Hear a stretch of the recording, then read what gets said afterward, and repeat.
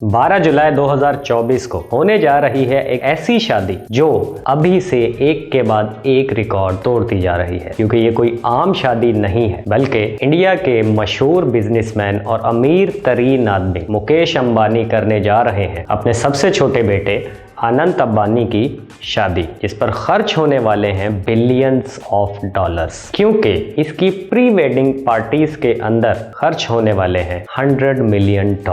अगर आप भी इस शादी से जुड़े तमाम राज जानना चाहते हैं तो वीडियो से जुड़े रहिएगा, क्योंकि हम आपको बताएंगे इनकी होने वाली बहू के बारे में, इस शादी के खाने के बारे में, इसमें कौन कौन सी इंडियन और इंटरनेशनल सेलिब्रिटीज आएंगी, रेहाना ने इस एक इवेंट के लिए अंबानी को कितना चार्ज किया, अनंत अंबानी इतने पैसे होने के बावजूद अपना वजन कम क्यों नहीं करते, आखिर क्यों पोलार्ड को जाना पड़ा इस शादी में पीएसएल को बीच में छोड़कर, जबकि उनकी टीम को उनकी बहुत जरूरत थी। ऐसी कौन सी खुफिया डील्स हैं जो इस शादी की आड़ में होने जा रही हैं, और आईएमएफ ने इस शादी को लेकर इंडिया के बारे में क्या कहा, और इस सब के बीच आखिर पाकिस्तान में क्या चल रहा है।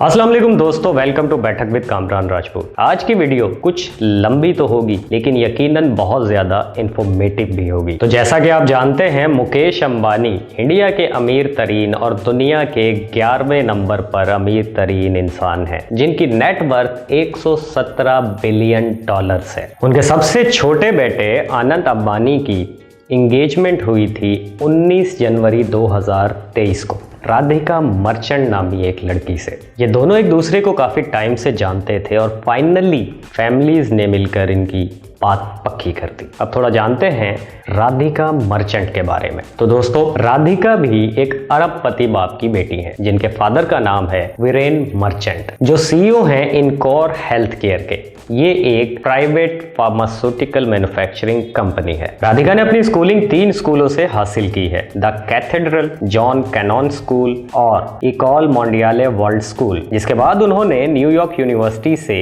पॉलिटिक्स एंड इकोनॉमिक्स में बैचलर्स की डिग्री हासिल की। अपनी एजुकेशन के बाद राधिका 2017 में इस प्रावा ग्रुप को ज्वाइन किया, जो लग्जरी हॉलिडे होम डेवलपर्स हैं, और अब ये अपने फादर की कंपनी इनकोर हेल्थ केयर की बोर्ड ऑफ डायरेक्टर्स की मेंबर हैं। राधिका की अपनी जाती नेटवर्थ 8 से 10 करोड़ है और इनकी इनकम का मेजर हिस्सा इनकी फैमिली बिजनेस से आता है, जबकि दूसरी तरफ इनके फादर वीरेन मर्चेंट की नेटवर्थ तकरीबन 755 करोड़ है। इसके अलावा इनके होने वाले हस्बैंड अंबानी के छोटे बेटे अनंत अंबानी भी कुछ कम नहीं है, क्योंकि ये जियो प्लेटफॉर्म और रिलायंस न्यू एनर्जी सोलर के डायरेक्टर हैं और इंडियन प्रीमियर लीग की टीम मुंबई इंडियंस के को ऑनर भी हैं। दोस्तों, जैसा कि हमने आपको बताया कि ये इंडिया की हिस्ट्री की सबसे महंगी शादी होने जा रही है, तो फिर ऐसी शादी के खाने भी यकीनन शाही ही होंगे। तो हम आपको बताएं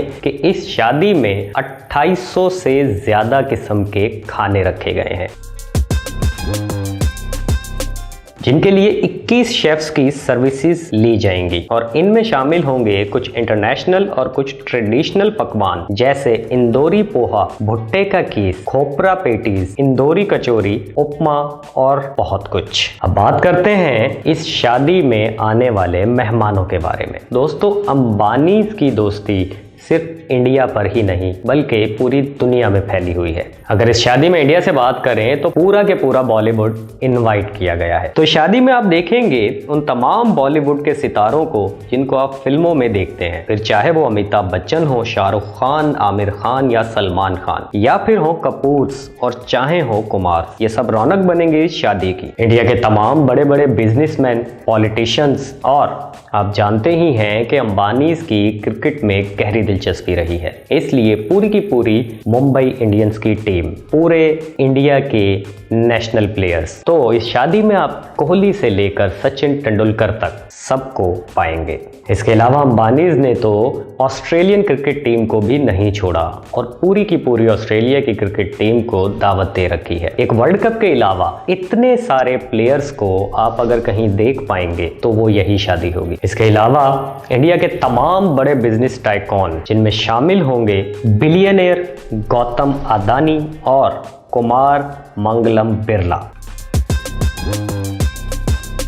और बात यहीं खत्म नहीं होती, क्योंकि साबिक अमेरिकी सदर डोनाल्ड ट्रंप की बेटी इवांका ट्रंप भी इस शादी के लिए हाजिरी देंगी। इसके अलावा अमेरिका और दुनिया भर के तमाम बड़े बिजनेसमैन भी आपको इस शादी में एक छत के नीचे नजर आने वाले हैं, जिनमें शामिल होंगे बिल गेट्स, मार्क जकरबर्ग, सुंदर पिचाई और एलॉन मस्क वगैरह। सोचे जरा क्या नजारा होगा, दुनिया के इतने बड़े बड़े लोग एक वक्त में एक छत के नीचे। ये वही लोग हैं जिनके 10 मिनट लेने के लिए लोगों को सालों इंतजार भी करना पड़ता है। ये वही लोग हैं जिनके वक्त की बहुत ज्यादा कीमत है, लेकिन इस दिन ये सब लोग एक ही फंक्शन के लिए एक ही छत के नीचे जमा होंगे। ये आज खुद एक हिस्ट्री होगी। आपको बताएं कि इस इवेंट को 4 चांद लगाने के लिए अंबानीज ने मशहूर सिंगर रिहाना को भी बुला रखा है, जो एक बारबेडियन अफ्रीकन सिंगर हैं और इनके दुनिया भर में 250 मिलियन रिकॉर्ड्स बिकने के बाद बन गई थी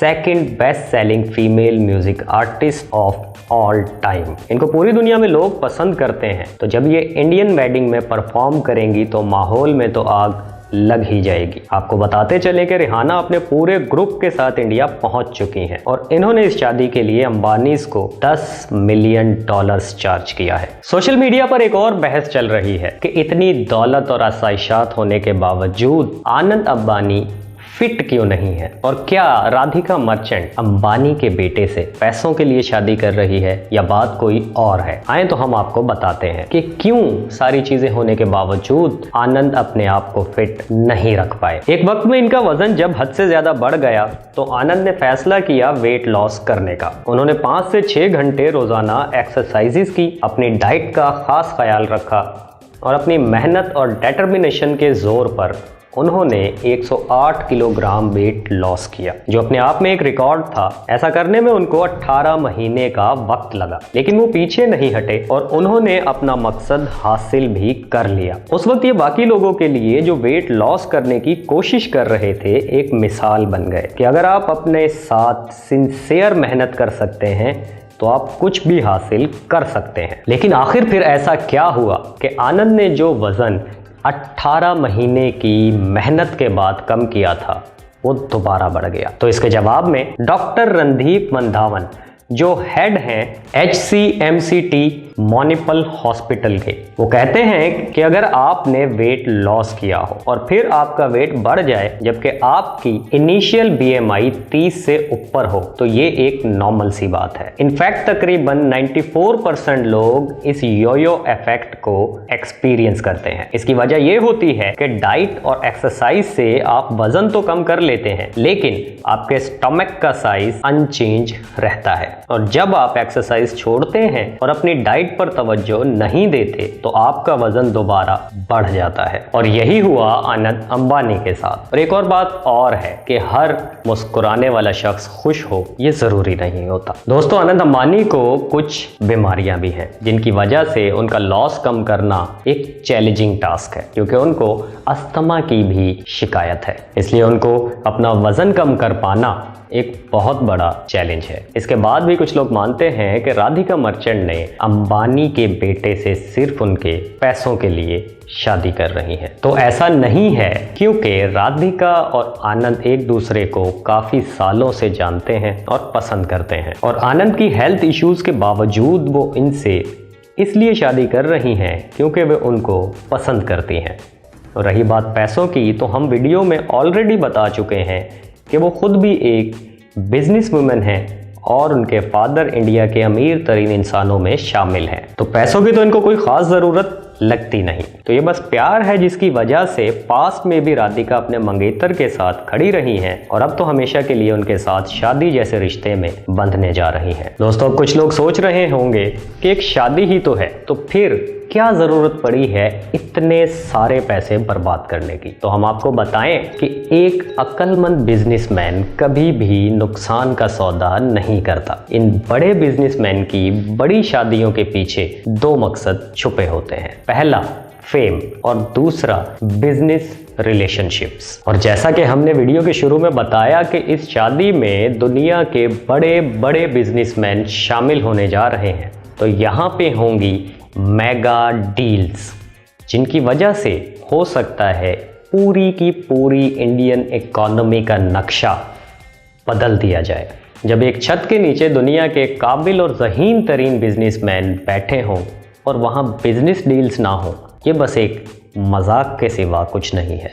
फिर आप इस शादी की टाइमिंग पे ज़रा एक नज़र डालें। जनवरी 2023 में इनकी मंगनी होती है और शादी रखी जाती है जुलाई 2024 में, ठीक उस वक्त जब इंडिया में इलेक्शन हो चुके हों और गवर्नमेंट फुल फ्लैश बैठ चुकी हो, ताकि गवर्नमेंट भी इन डील्स का पार्ट बन सके। दोस्तों, सब लोग मुकेश अंबानी और मोदी की दोस्ती से बहुत वाकिफ़ हैं, तो सोचें अगर Modi prime minister of India बन जाते हैं एक बार फिर से, तो वो अंबानीज को कितना फ़ायदा दे सकते हैं और अंबानीज अपनी स्टेट को और कितना फैला सकते हैं। फिर यहाँ एक और चीज़ की टाइमिंग भी नोट करने वाली है। 30 जनवरी 2024 IMF अपने वर्ल्ड इकोनॉमिक आउटलुक में एक बात रिलीज़ करती है। उनका कहना था कि इंडियन इकोनॉमी 2024 में 6.5% से ग्रो कर जाएगी और ये सिलसिला यूं ही बढ़ता रहेगा और दुनिया की कोई ताकत इंडियन इकोनॉमी को ग्रो होने से नहीं रोक पाएगी।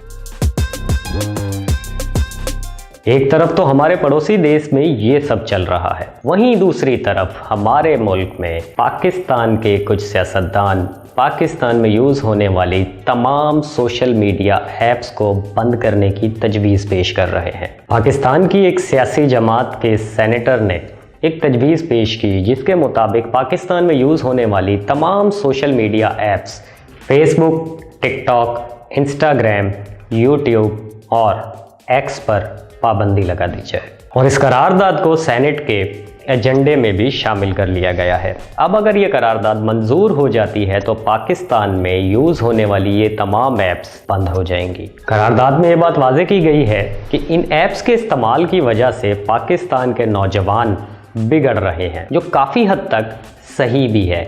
लेकिन जनाब, पाकिस्तान में ही लाखों लोग इन ऐप्स के ज़रिए रोज़गार कमाते हैं और इनके सही इस्तेमाल से पाकिस्तान की GDP पर एक मुस्बत असर भी डाला जा सकता है। तो हमारे ख्याल से इन ऐप्स को बंद करना मसले का हल नहीं है, जबकि मसले का हल है उन नौजवानों को, उन बच्चों को इन ऐप्स की सही इस्तेमाल करने की तालीम देना।